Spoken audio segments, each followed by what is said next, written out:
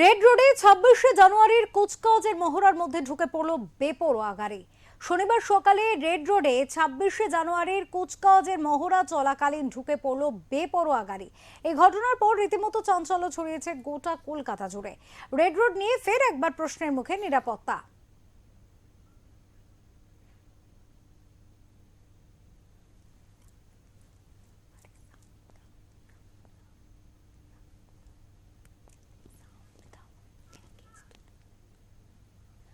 নিরাপত্তা ব্যবস্থা প্রশ্ন হয়ে দাঁড়াচ্ছে।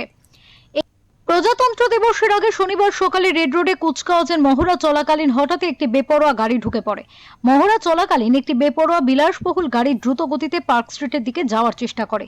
পুলিশ গাড়িটিকে আটকানোর চেষ্টা করলেও চালক গাড়িটি নিয়ে পালিয়ে যাওয়ার চেষ্টা করে, আর সেই সময় নিয়ন্ত্রণ হারিয়ে গাড়িটি আচমকা গার্ডরেলে এসে সজোরে ধাক্কা মারে।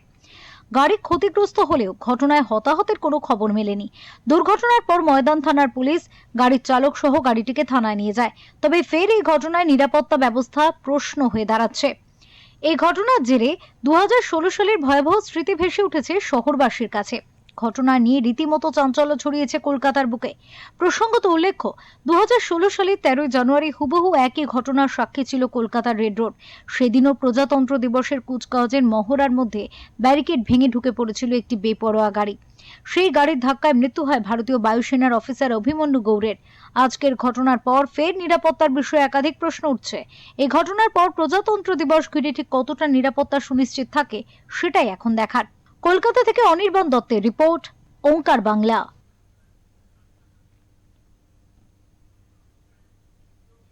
এই মুহূর্তে বিষয়ে কথা বলবো, আমাদের সাথে রয়েছেন আমাদের নিউজ কোঅর্ডিনেটর তাপস মহাপাত্র। কথা বলবো দাদার সাথে। দাদা, প্রথমেই যে বিষয় নিয়ে কথা বলবো, আজকে কুচকাওয়াজের সময়, মহড়ার সময় এই ধরনের একটি ঘটনা যেখানে গাড়ি ঢুকে পড়েছে এবং কোথাও গিয়ে আমাদের 2016-র কথা মনে করিয়ে দিচ্ছে, যেখানে একইভাবে একই ঘটনা ঘটেছিল এবং সেক্ষেত্রে প্রাণ হারিয়েছিলেন একজন জওয়ান। এবার আবারও সেই একই পুনরাবৃত্তি। কোথাও গিয়ে নিরাপত্তা নিয়ে কি প্রশ্ন উঠছে না? ঠিকই বলেছে অপরূপা, যেটা হলো যে আজকের সকালবেলা যে ঘটনাটা, এই সময় যে প্রজাতন্ত্র দিবস বা সাধারণতন্ত্র দিবসে উপলক্ষে যে প্রস্তুতি থাকে এবং সেনাবাহিনীর যে মহড়া থাকে, তার জন্য একটা অতিরিক্ত নিরাপত্তা ব্যবস্থা থাকে।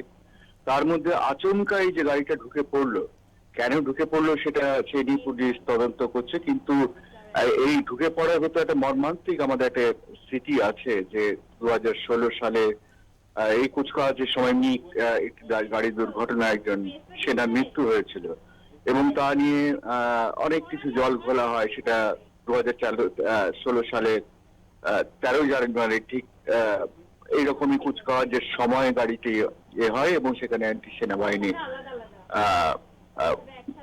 এই দুর্ঘটনায় গ্রস্ত হয়ে তার মৃত্যু হয়েছিল এবং সেই সময় অভিযোগ উঠেছিল তৃণমূল নেতা তথা প্রাক্তন আরজেডি বিধায়ক মোহাম্মদ সোয়ারেবের ছেলে আম্বিয়া ও সাম্বিয়ার বিরুদ্ধে।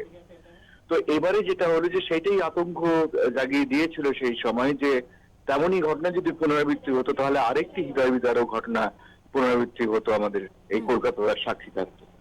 তো যেটা হয়েছে যে গাড়িটি হঠাৎ কেন ঢুকে পড়লো সেটা বোঝা যায়নি, কিন্তু গাড়িটিকে আটকানোর চেষ্টা হয়েছিল যে গাড়িটি, এবং সে গাড়িটি তখন পালানোর চেষ্টা করছিল বোধহয়, সেই কারণে খুব গতি বাড়িয়ে দেয় এবং পার্ক স্ট্রিটের দিকে, রেড রোড থেকে পার্ক স্ট্রিটের দিকে বাঁক নিতে থাকে এবং সে বাঁক নেওয়ার সময় সে একটা জায়গায় ধাক্কা মারে এবং ধাক্কা মেরে গাড়িটা হয় এবং পুলিশ তাকে আটকায় এবং গ্রেফতার করে। তো এরপরে যে নিয়ে যাওয়ার পর তার তদন্ত চলছে, কিন্তু প্রাথমিকভাবে যেটা জানা গেছে যে গাড়িটি 2023 সাল থেকে তার বীমা বা দূষণের যে শংসাপত্র সেটা কিন্তু করেনি, ফলে একটা বেআইনি ভাবে গাড়িটি চলছিল এবং সেই কারণেই কি গাড়িটি গতি বাড়িয়ে দিয়ে পুলিশের চোখে ধুলো দিয়ে বেরিয়ে যাওয়ার চেষ্টা করছিল, এখানে সেটা পুলিশ খতিয়ে দেখছে। তবে সবচেয়ে সুখের কথা যে সেই 2016 সালে সেই মর্মান্তিক দৃশ্য পুনরাবৃত্তিটা হলো না, এটাই একটা স্বস্তির কারণ। একেবারে অনেক ধন্যবাদ, অনেক ধন্যবাদ দাদা।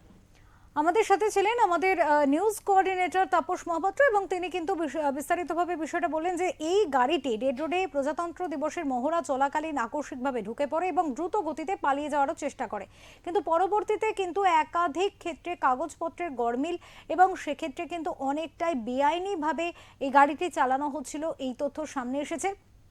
যদিও পুলিশ সার্বিকভাবে তদন্ত শুরু করেছে এবং এক্ষেত্রে একটি বিষয় কিন্তু সত্যিই প্রশ্নচিহ্নর মুখে দাঁড়াচ্ছে, যা হচ্ছে নিরাপত্তার বিষয়টা নিয়ে কিন্তু, এবং এক্ষেত্রে ট্রাফিক নিয়ম মেনে চলার প্রবণতা মানুষের মধ্যে কোথাও গিয়ে যেন হারিয়ে যাচ্ছে।